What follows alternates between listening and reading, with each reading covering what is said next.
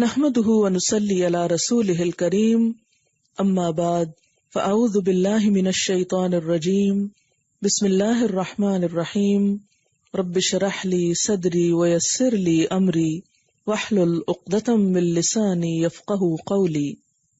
فتنوں کے دور میں ہمیں کیا کرنا چاہیے؟ آئیے اس سلسلے میں رہنمائی کے لیے صحیح بخاری کی طرف رجوع کرتے ہیں کہ ایسے حالات میں ہمارا عملی رویہ کیا ہونا چاہیے۔ حضور اکرم صلی اللہ علیہ وسلم نے ہمیں ان حالات میں کیا تعلیم دی؟ باب ما جاء فی قول اللہ تعالی واتقوا فتنة لا تصیبن الذین ظلموا منکم خاصہ وما كان النبی صلی اللہ علیہ وسلم یحذر من الفتن۔ باب ما جاء جو بھی آیا ہے فی قول اللہ تعالی اللہ سبحانہ و تعالی کے قول میں سے بات میں سے، یعنی فتنے کے بارے میں اللہ سبحانہ و تعالی نے جو کچھ فرمایا ہے وہ قرآن پاک کی سورۃ الانفال کی یہ آیت ہے، واتقوا فتنۃ، اور بچو اس فتنے سے، لا تصیبن نہ پہنچے گا، الذین ان لوگوں کو، ظلموا جنہوں نے ظلم کیا، منکم تم میں سے، خاصتاً خاص طور پر، یعنی اس فتنے سے بچو جو ظالموں پر خاص نہیں رہتا بلکہ اس کا اثر ظالموں اور غیر ظالموں سب تک پہنچتا ہے۔ تو بنیادی طور پر کیا بتایا جا رہا ہے کہ فتنے سے بچنے کی کوشش کرو، فتنوں سے پناہ مانگو، فتنوں سے بچاؤ کرو، کیونکہ جب کوئی فتنہ پھیلتا ہے تو پھر اس کی سزا یا اس کا اثر یا اس کا نتیجہ صرف وہ لوگ نہیں بھگتتے جو اس فتنے کا سبب ہوتے ہیں یا اس سے متعلق ہوتے ہیں، بلکہ وہ ان تک بھی جا پہنچتا ہے جن کا براہ راست اس میں نہ کوئی قصور ہوتا ہے، نہ وہ اس میں کسی بھی طرح شامل ہوتے ہیں۔ یہ بالکل ایسا ہی ہے کہ جب ایک وبا پھیلتی ہے، ایک وائرس پھیلتا ہے، ایک بیماری پھیلتی ہے، تو وہ صرف ان لوگوں تک نہیں رہتی جنہوں نے کوئی بد پرہیزی کی ہوتی ہے یا جو اس کا پہلا ٹارگٹ ہوتے ہیں، بلکہ جب وہ پھیلنے لگتی ہے تو بہت سے صحت مند غیر متعلقہ افراد کو بھی اپنی لپیٹ میں لے لیتی ہے، اور اس طرح بہت سی بے گناہ جانیں ہلاک ہو جاتی ہیں۔ اسی طرح جب کسی ملک میں، کسی علاقے میں، کسی جگہ پر کوئی فتنہ پھیلتا ہے تو اس کے نتیجے میں بہت سے بے گناہ انسان اور بہت سے معصوم لوگ اس کا شکار ہو جاتے ہیں۔ اس لیے ہمیشہ فتنوں سے پناہ مانگنی چاہیے، اللہ تعالیٰ کی حفاظت طلب کرنی چاہیے۔ فتنے کا لفظی مطلب سونے کو آگ میں تپانا۔ فتنہ کا لفظی معنی کیا ہوتا ہے؟ یعنی ڈکشنری میننگ بنیادی طور پر لفظ کہاں سے؟ سونے کو آگ پہ تپانا۔ مثلاً آپ جیولر کے پاس لے کر جاتے ہیں اپنی انگوٹھی اور کہتے ہیں یہ سونے کی ہے، آپ اس کی قیمت لگائیے، تو اس کی اصل حقیقت پتہ کرنے کے لیے کہ یہ کس قیمت کا سونا ہے یا کس حیثیت کا ہے، تو عام طور پہ کیا ہے کہ اس کو گرم کر کے دیکھا جاتا ہے، تو گرم کرنے سے اس کی اصل حالت سامنے آنے لگتی اور مزید پگھلا کر اس کا کھرا کھوٹا ہونا بھی معلوم کیا جاتا ہے کہ اس کی اصلیت کیا ہے۔ تو اسی طرح فتنے کے معنی آزمائش بھی ہے، گناہ بھی ہے۔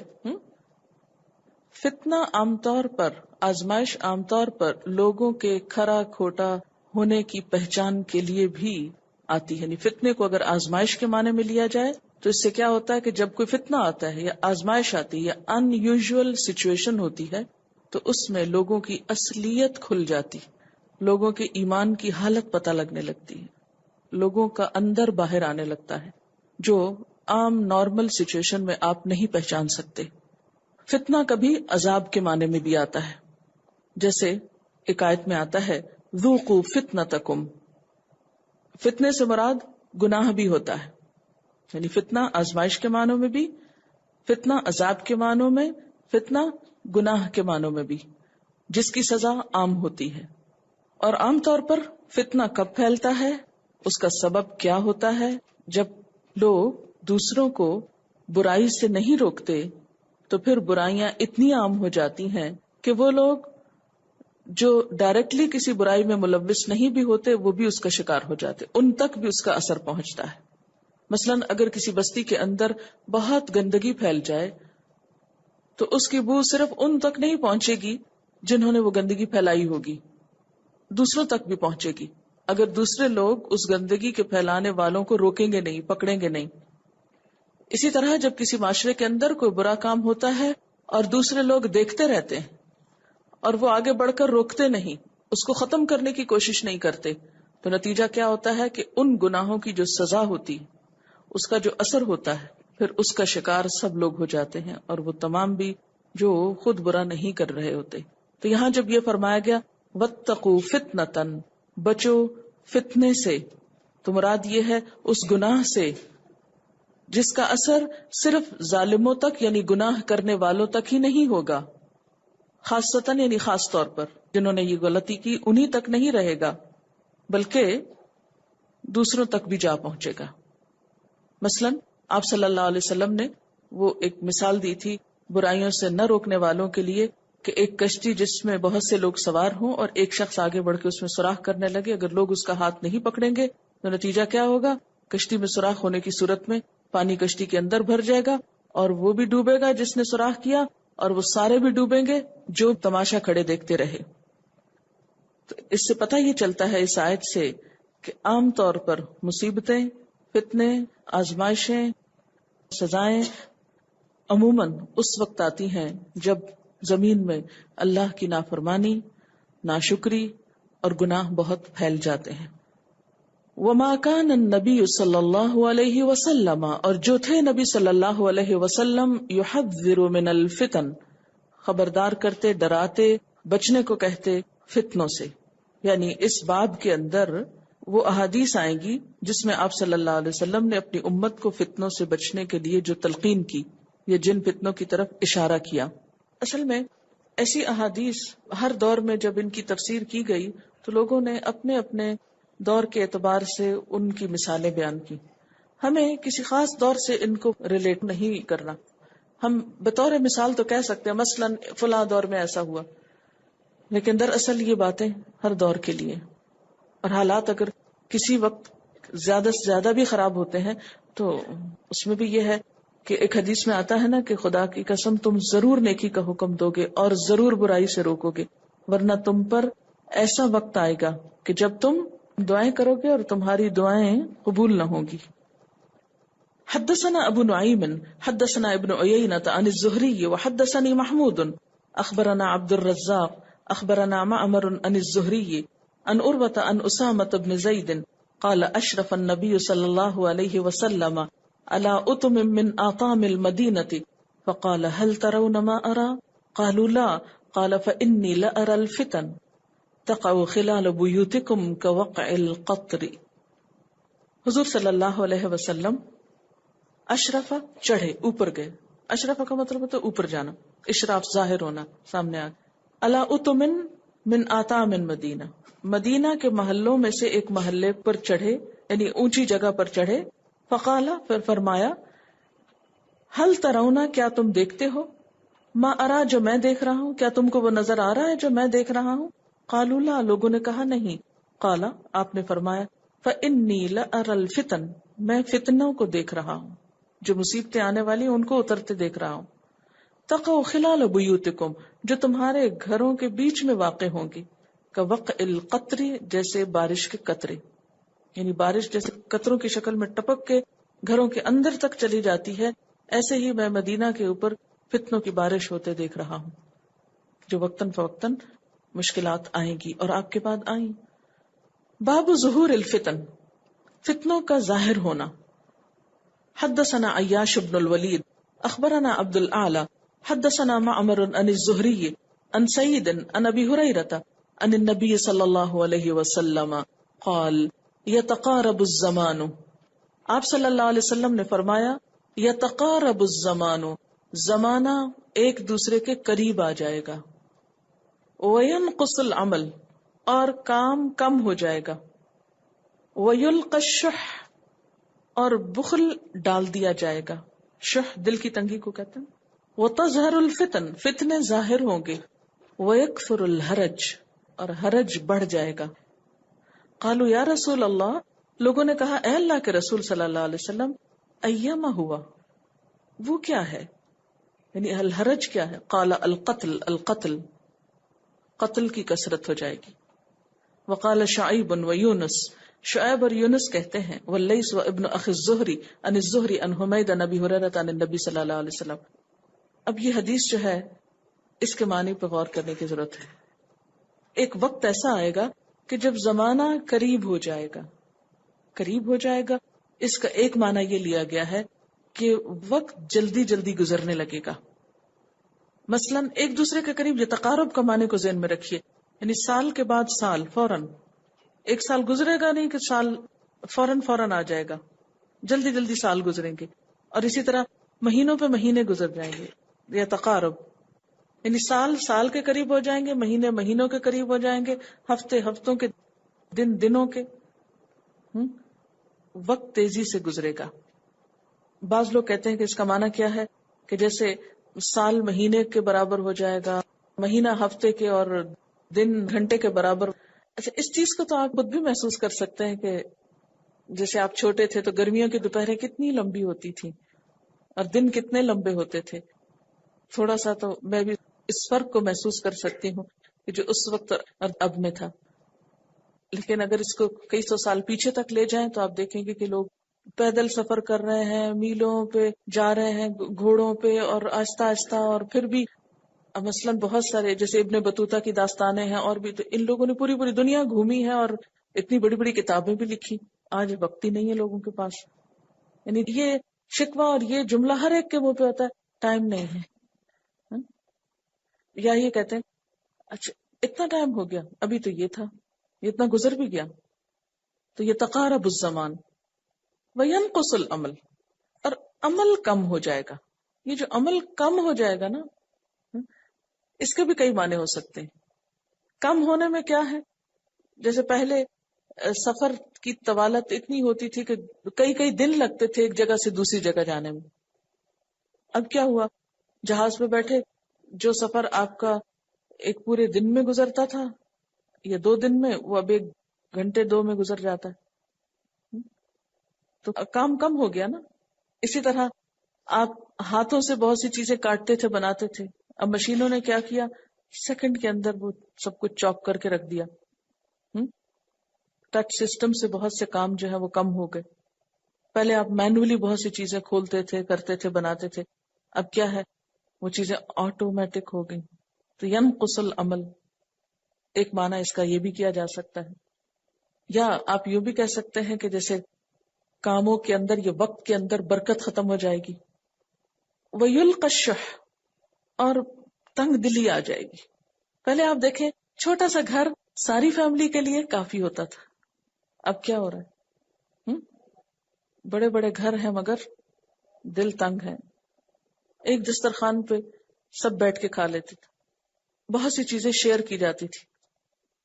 اب آپ دیکھیے دلوں میں کتنی تنگی. یہاں کی مشکلات مختلف ہیں، جو ترقی یافتہ ممالک ہیں ان کی مشکلات مختلف ہیں. اگر آپ کام کے وقت میں وہاں ٹریفک کا رش دیکھیں تو مجھے اللہ کا عذاب نظر آتا ہے، وہ کہ جس طرح سڑکوں پہ لوگ پھنس جاتے ہیں.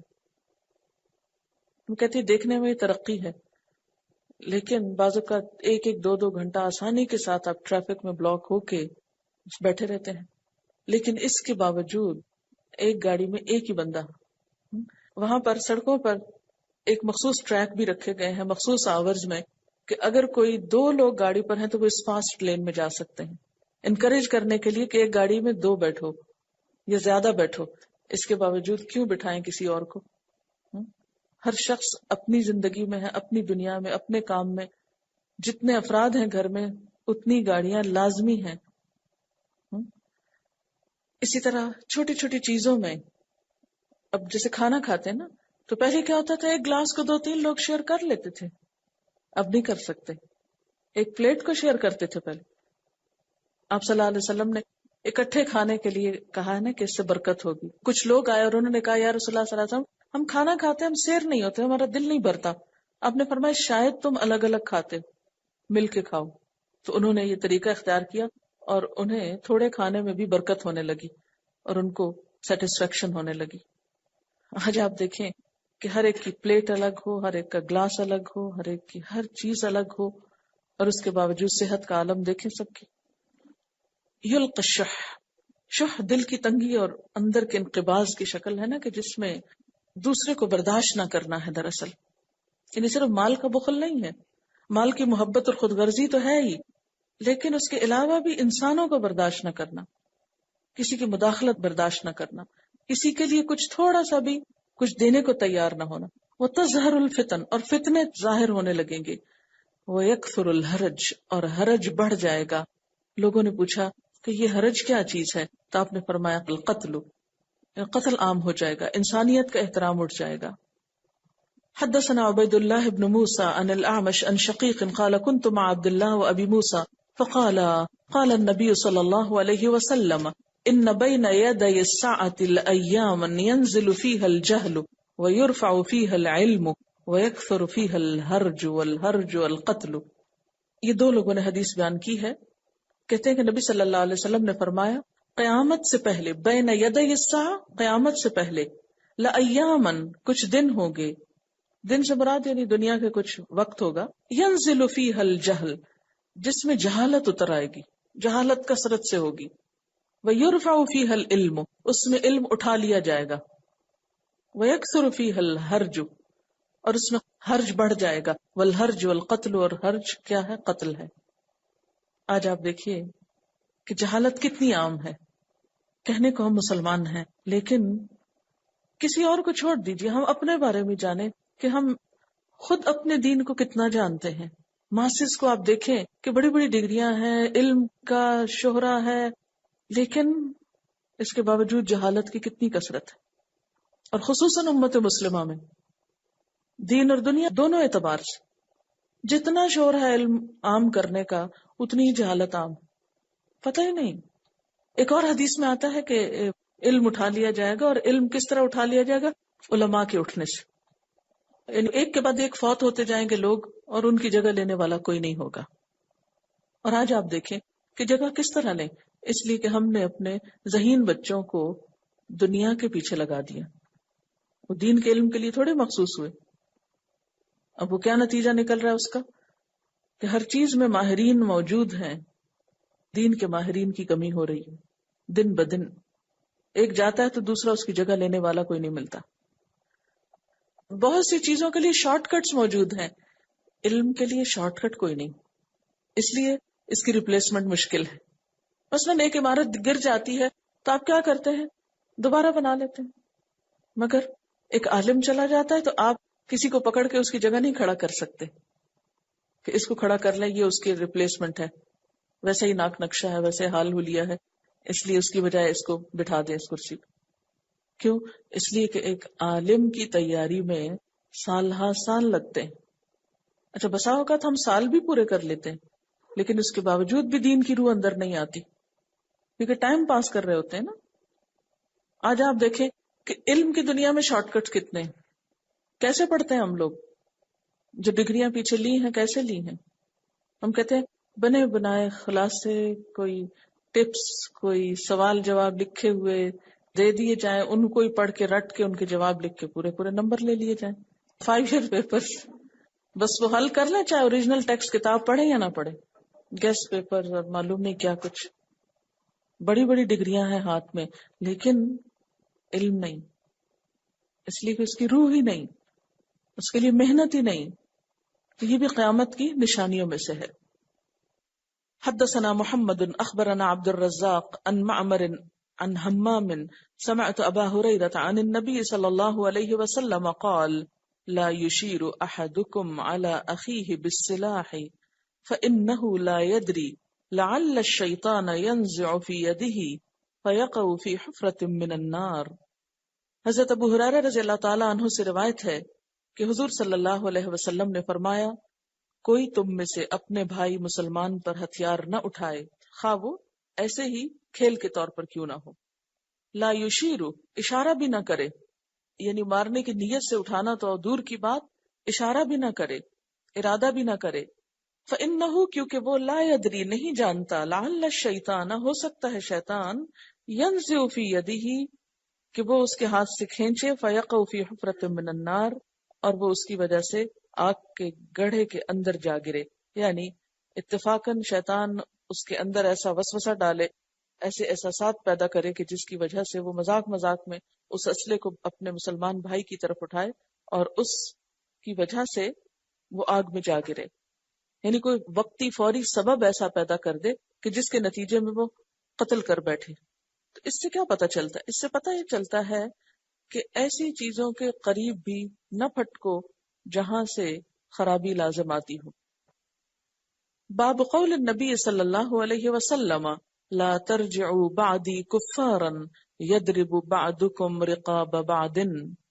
قول النبی، نبی صلی اللہ علیہ وسلم کا فرمانا، لا ترجعوا، نہ تم لوٹو، بعدی، میرے بعد، کفارن، کافر بن کر، میرے بعد کافر نہ بن جانا، کفر کی حالت میں نہ پلٹ جانا، یضربو کے مارے، بعضکم تم میں سے بعض، رقاب بعض بعض کی گردنیں، یعنی ایک دوسرے کی گردنیں نہ اڑانے لگو، آپس میں نہ لڑنے لگو.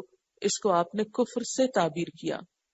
حدثنا عمر بن حفص حدثني ابي حدثنا الاعمش حدثنا شقيق قال قال عبد الله قال النبي صلى الله عليه وسلم سباب المسلم فسوق وقتاله کفر.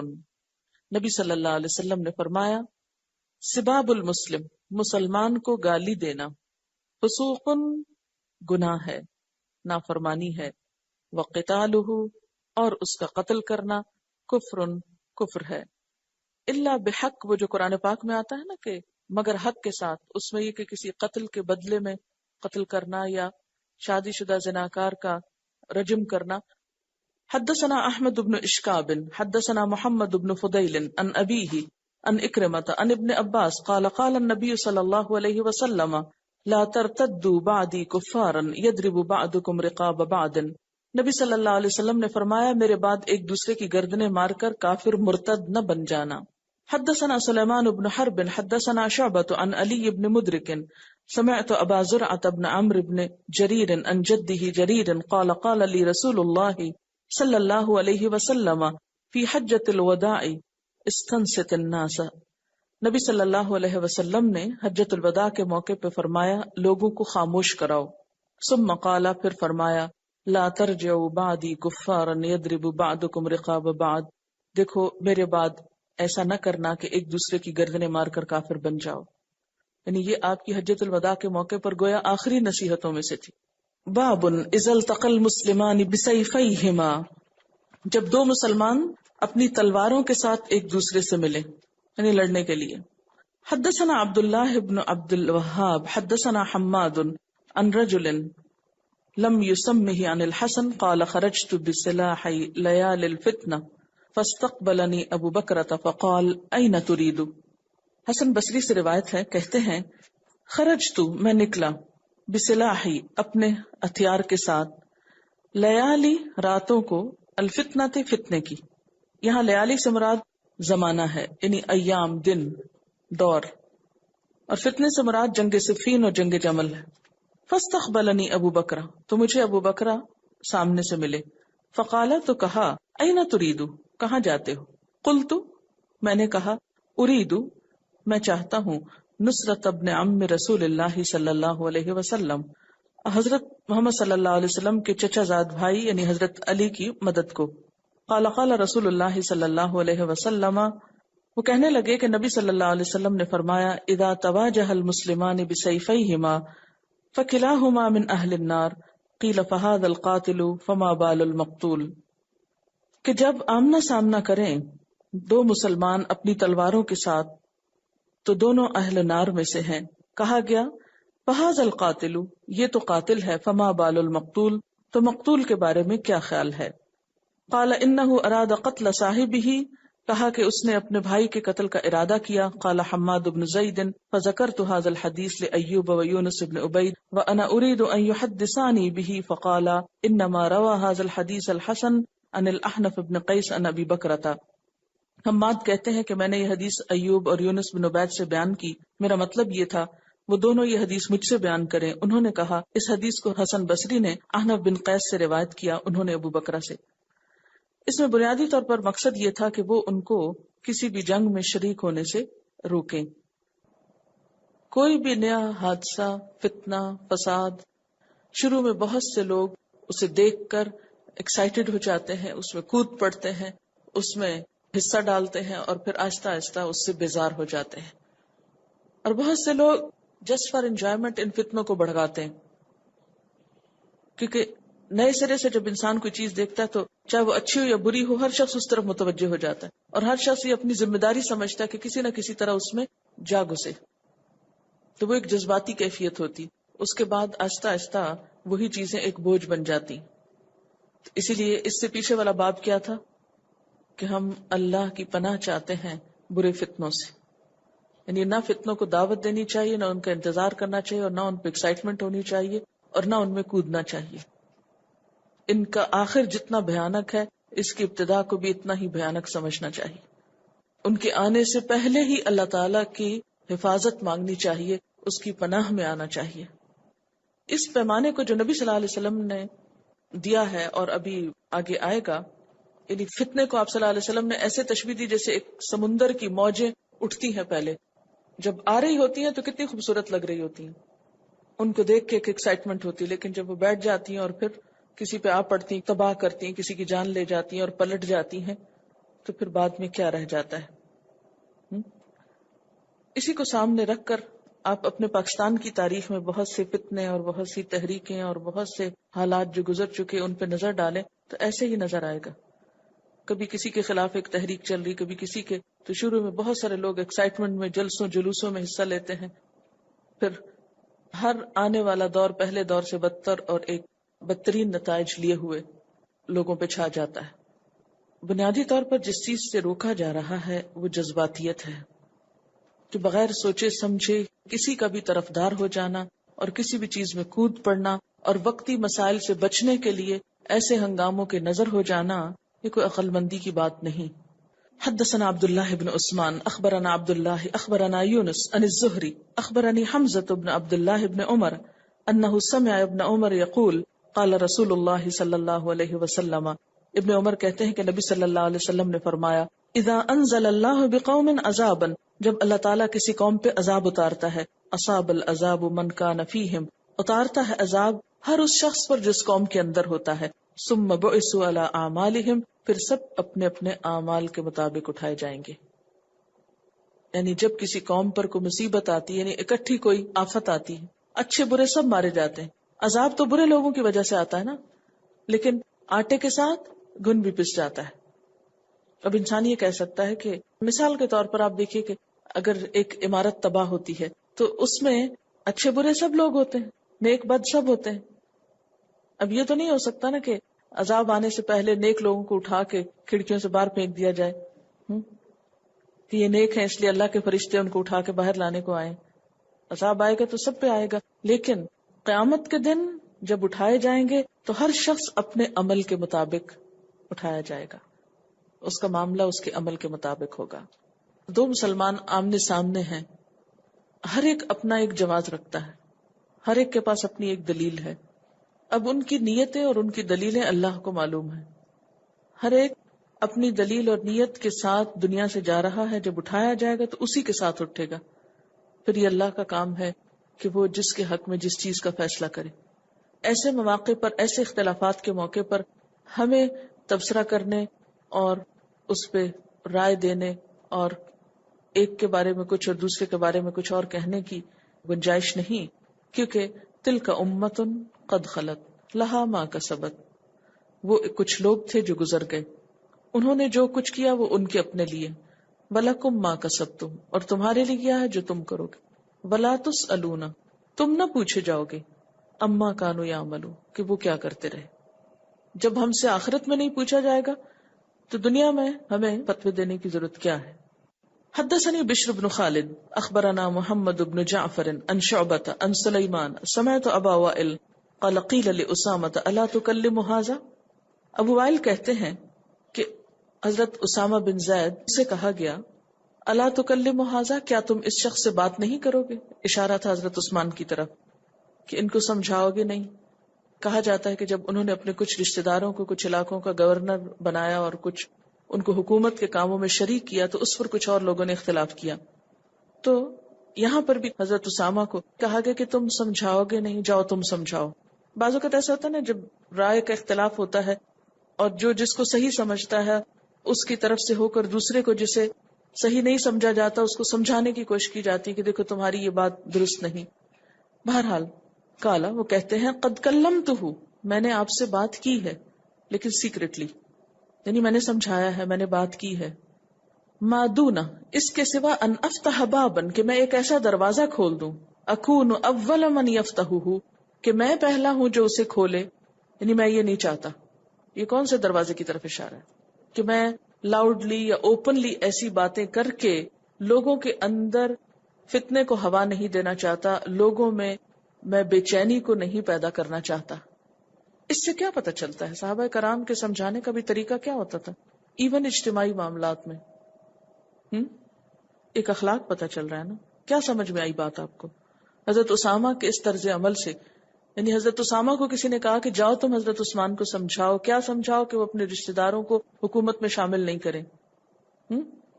اچھا، اب آپ دیکھیں کہ وہ کہتے ہیں کہ میں ان سے بات کر چکا ہوں اور سیکریٹلی بات کی ہے، میں نے خاموشی سے سمجھایا ہے، اور میں یہ نہیں چاہتا کہ میں وہ پہلا شخص ہوں جو یہ دروازہ کھولے. کیا مانا؟ کہ لوگوں کو بھی اس میں انوالو کروں. جس سے ریلیٹڈ بات ہو خاموشی سے جا کے اس کو سمجھایا جائے. ہمارا طرز عمل کیا ہے اس کے علاوہ سب کو بتاتے ہیں. یعنی اختلاف رائے کا مطلب بدتمیزی کرنا یا رسوائی کرنا نہیں ہوتا. یعنی آپ اگر کسی کو کوئی بات کہنا بھی چاہتے ہیں، سمجھانا چاہتے ہیں، کسی کو کسی چیز سے روکنا چاہتے ہیں، تو اس میں آپ خیرخواہی سے کام لیں. یہ ہمارا ایک بہت ہی تکلیف دہ عمل ہے ہم مسلمانوں کا، اور خصوصاً جب فتنہ ہوتا ہے کہیں تو اس دور میں ایسی چیزیں اور زیادہ عام ہو جاتی ہیں، اور ہر شخص ان کو اپنے لیے جائز قرار دے دیتا ہے کہ میرے لیے اب کسی بھی لیڈر کے اوپر بات کرنا جو ہے وہ ایک جہاد ہو گیا ہے. میں جس مجلس میں چاہوں، جیسے چاہوں رسوا کروں، سچی جھوٹی باتیں اس کے خلاف کروں. اس کا نقصان کیا ہوتا ہے؟ لوگوں کے اندر کس قدر بے چینی پھیلتی. بعض باتیں سچی ہوتی ہیں اور بعض بالکل جھوٹی ہوتی ہیں اور سنی سنائی ہوتی ہیں، اس کی کوئی بھی حقیقت نہیں ہوتی. اس سے عوام میں ایک عام انتشار پھیلتا ہے، اس انتشار کے نتیجے میں تنزل ہی تنزل ہوتا ہے. اس سے اصلاح کچھ نہیں ہوتی. اپنے بارے میں سوچیں کہ مثلاً آپ کو کسی بھی شخص سے اختلاف رائے، کوئی بھی ہو سکتا ہے، گھر میں آپ دیکھتے ہیں مثلاً آپ کے خاندان کے کسی بزرگ نے کیا جو کہ آپ کو اسلامکلی درست نہیں لگتا یا اخلاقی طور پہ درست نہیں لگتا، کیونکہ بڑے ہونے کا مطلب یہ نہیں معصوم عن الخطا ہونا کہ انسان غلطیوں سے بھی پاک ہو گیا. یعنی کسی شخص کے بڑے ہونے کا مطلب یہ تو نہیں، کوئی کتنا بھی بڑا ہو اس سے غلطی تو ہو سکتی کہ نہیں ہوتی. کوئی استاد ہو سکتا ہے، کوئی والد ہو سکتا ہے، کوئی عمر میں، علم میں، رتبے میں، مرتبے میں، مقام میں آپ سے بڑا ہو سکتا ہے. اب آپ اس معاملے میں سمجھ زیادہ رکھتے ہیں اور آپ دیکھ رہے ہیں کہ دوسرا شخص جو ہے وہ صحیح نہیں کر رہا.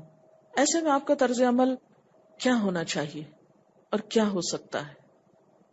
نمبر 1، بعض لوگ تو عزت اور احترام کے مارے بات ہی نہیں کریں گے اور اس کو غلطی پہ غلطی کیے جانے دیں گے. یہ بھی کسی کی خیر خواہی نہیں ہے. اب یہاں پر کیا ہوا؟ وہ کہتے ہیں کہ مجھے یہ بات پسند نہیں آئی کہ میں ہوں وہ شخص، یعنی اعلانیہ ان کو برا بھلا کہہ کے فتنے اور فساد کا دروازہ میں پہلے کھولوں. اور اس کا یہ بھی نہیں مطلب وما انا بالذی اقول لرجل، اور نہیں ہوں میں وہ شخص کہ کہوں کسی شخص کو بعد ان یکون امیرا، اس کے بعد کہ وہ امیر بن جائے، علی رجلین، 2 لوگوں پر بھی، انت خیرن، کہ تم بہت اچھے ہو. یعنی نہ تو میں کسی کو پبلکلی کرٹیسائز کروں گا اور نہ ہی اس کی خوشامد کروں گا. تو دونوں انتہاؤں کے بیچ میں کیا کروں گا؟ اعتدال کی راہ اختیار کروں گا.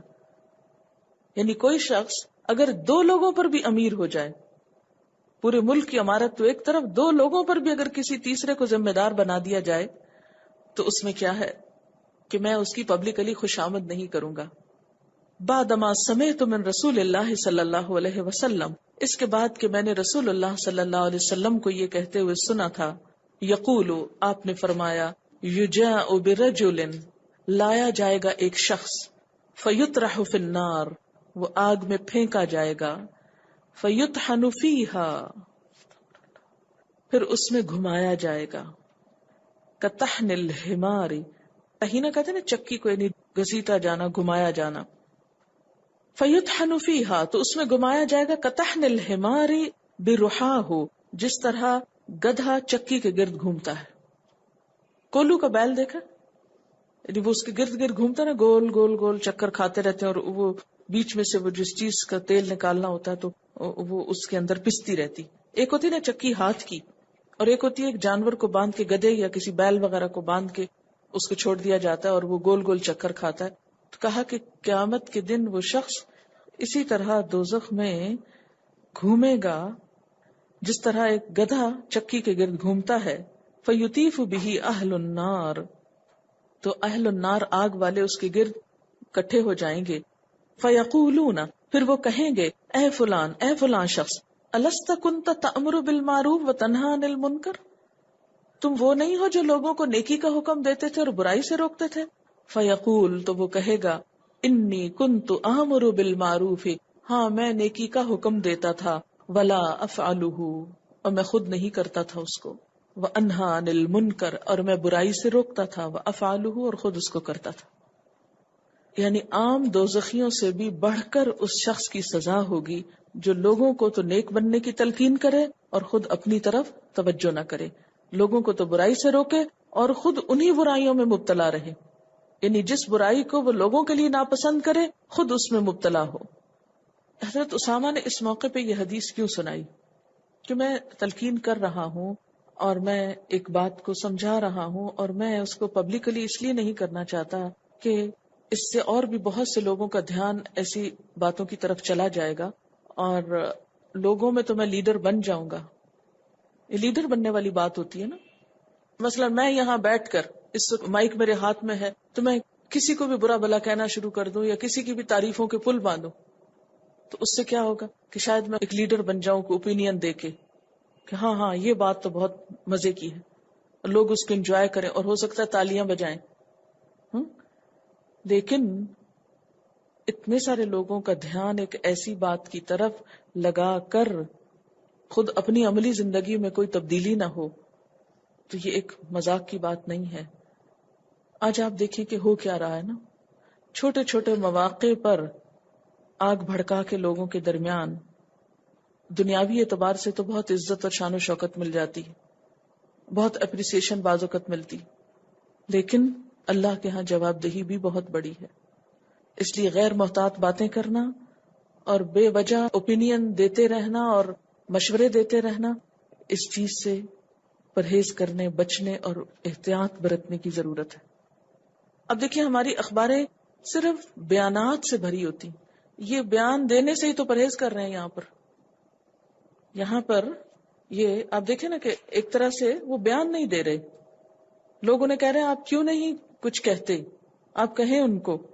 تو ایک طریقہ کیا تھا کہ حضرت اسامہ جو تھے وہ حضرت عثمان کی پالیسیز کو پبلکلی کرٹیسائز کر کے، اگر اس دور میں نیوز پیپرز ہوتے، اخبار ہوتے، ٹیلی ویژن ہوتے، تو ان کی ہیڈ لائنز آتی کہ آج اس بات پر اسامہ بن زید نے یہ بات کہی ہے. تو لوگ بھی جن کا دھیان نہ بھی ادھر ہوتا وہ بھی لپک پڑتے، اوہ اچھا یہ کہا. ایک ایکسائٹمنٹ تو ہوتی لوگوں میں، تبصرے شروع ہو جاتے، لیکن نتیجہ کیا نکلتا؟ کیا اس سے اصلاح ہو جاتی؟ آج ہم سب کو اپنے رویوں کو پرکھنے اور پھر اصل کی طرف لوٹنے اور اس کی روشنی میں دیکھنے کی ضرورت ہے، اور اس کے مطابق اپنے حالات کی اصلاح کی ضرورت ہے. وَأَنْ أَبِي هُرَيْرَةَ، حضرت ابو ہریرہ رضی اللہ تعالی عنہ سے روایت ہے، قال، کہتے ہیں، قال رسول اللہ صلی اللہ علیہ وسلم، رسول اللہ صلی اللہ علیہ وسلم نے فرمایا، بادرو، جلدی کرو، جلد کر لو، بالاعمال، اعمال یعنی عمل کرنے میں جلدی کرو، فتنن، فتنوں کے ڈر سے، یعنی اس سے پہلے کہ کوئی فتنہ آ پڑے اس سے پہلے جو نیکی کا کام کرنا ہے کر لو. فتنے بھی ایسے ہوں گے کقطع اللیل المظلم، اندھیری رات کے ٹکڑوں کی طرح. رات کے اندھیرے میں جیسے انسان کو پھر اپنا ہاتھ بھی سجائی نہیں دیتا، کہ اس میں انسان کو پھر پتہ نہیں چلتا کہ اسے کس طرف جانا ہے. اور ان فتنوں کی وجہ سے انسان کا حال کیا ہوگا؟ یصبح صبح کرے گا، الرجل ایک شخص، مؤمنن ایمان کی حالت میں، ویمسی اور شام کرے گا کافرن کفر کی حالت میں۔ صبح کو مومن اٹھے گا لیکن شام ہونے سے پہلے کافر ہو چکا ہوگا۔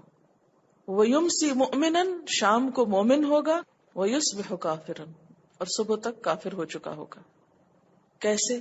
یبیع بیچے گا، دینہ اپنے دین کو، بعرض من الدنیا دنیا کے تھوڑے سے سامان، عرض المتاع الحیات الدنیا، عرض کہتے ہیں نا تھوڑا سا سامان، دنیا کے تھوڑے سے سامان کے عوض وہ اپنے دین کو بیچ ڈالے گا دنیا کی خاطر۔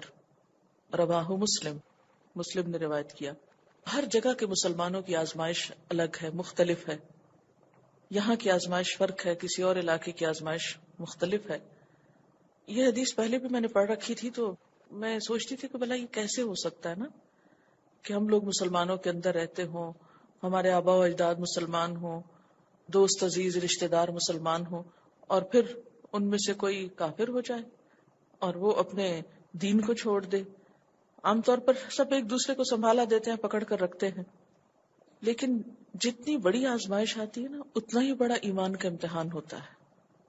تو وہ مسلمان جو مائنارٹیز میں ہیں اور ایسے علاقوں میں رہتے ہیں کہ جہاں آس پاس مسلمان کم ہیں اور ہر طرف کافر ہی بستے ہیں، تو ایسے حالات میں، ایسی مشکلات میں ان کے لیے اپنے ایمان پر، اسلام پر قائم رہنا مشکل ترین کام ہوتا ہے، اور دنیا کی خاطر، اپنے کاروبار کی خاطر، جاب کی خاطر، بزنس کی خاطر اپنی نماز چھوڑ دینا، اپنا حجاب چھوڑ دینا، اپنے اسلامی شعار کو پامال کر دینا، یہ بہت عام ہوتا جا رہا ہے۔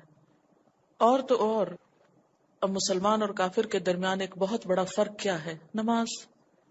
تو بہت سے لوگوں نے مسجدوں میں جانا چھوڑ دیا، بہت سے لوگوں نے اپنی جاب پلیس پہ نماز چھوڑ دی کہ پتہ نہ چلے کہ ہم مسلمان ہیں۔ پھر میں سوچتی ہوں کہ اللہ تعالیٰ نے 5 نمازیں کیوں فرض کی ہیں، اور دن میں 5 دفعہ ایک عملی طور پر ایک اظہار، بیٹھے بیٹھے ہم دل میں بھی تو دعائیں پڑھ سکتے تھے، لیکن کیوں کہا ایکشن کے ساتھ؟ سب کو پتہ چل جاتا ہے کہ یہ کون ہے۔ فرق ہے نا، ایک حد فاصل ہے۔ اور کس وجہ سے؟ یبیع دینہ، یا ایمان کا لفظ نہیں ہے، یبیع دینہ، اپنے دین کو بیچ ڈالتا ہے۔ بیچنے کا کیا مطلب ہوتا ہے؟ کچھ لینے کے لیے کچھ دے دینا، یعنی اپنا ایمان دے دیتا ہے، کس لیے؟ کہ دنیا لے سکے، دنیا کے مفادات کی خاطر۔